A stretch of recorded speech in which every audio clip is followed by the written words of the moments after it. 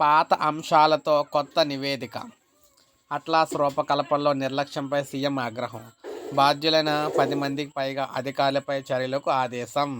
Telangana state statistical abstract atlas రూపకల్పనలో నిర్లక్ష్యంగా వ్యవహరించిన అధికారులపై ముఖ్యమంత్రి రేవంత్ రెడ్డి ఆగ్రహం వ్యక్తం చేశారు. బాధ్యులుగా గుర్తించిన Telangana development and planning society, directorate of economics and statistics చెందిన 10 మందికి పైగా అధికారులను రిలీవ్ చేసి ప్రభుత్వానికి రిపోర్ట్ చేయాలంటూ ఆదేశాలు జారీ చేశారు. ఈ విషయాన్ని ప్రభుత్వ ఉన్నత స్థాయి వర్గాలు ధృవీకరించాయి. ఓ ఐఏఎస్ అధికారి కూడా ఈ జాబితాలో ఉన్నట్లు సమాచారం. తెలంగాణ స్టేట్ స్టాటిస్టికల్ అబ్స్ట్రాక్ట్ 2024 పేరిట రాష్ట్ర ప్రణాళిక ప్రతి సంవత్సరం కూడా నివేదిక రూపొందించడం ఆనవాయితీ.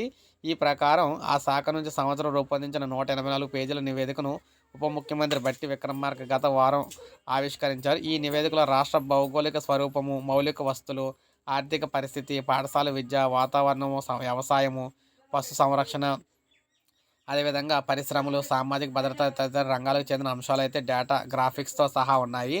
ప్రణాళిక శాఖ ఆధ్వర్యంలో director of economics and statistics, Telangana development and planning సొసైటీలు కూడా సంయుక్తంగా భాగస్వాములు దీన్ని అయితే చేశాయి. అయితే పాత అంశాలనే తీసుకొచ్చి కొత్త నివేదికలు అయితే ఇచ్చారనమాట. అందువల్ల పాత అంశాలు మోడిఫికేషన్ చేయకుండా కొత్త అంశాలు అన్నట్టుగా చూపించడంతో ఈ ఉద్యోగులపై వేటైతే వేయబోతున్నారు. ఇప్పుడు 10 మంది ఉద్యోగులకు సంబంధించి వారిని అయితే రిలీవ్ చేసేయడం జరుగుతుంది వాటిలోంచి. సో ఇది మనకు అప్డేట్. ఒక లైక్ చేయండి, సబ్స్క్రైబ్ చేసుకోండి, మన ఛానల్ సబ్స్క్రైబ్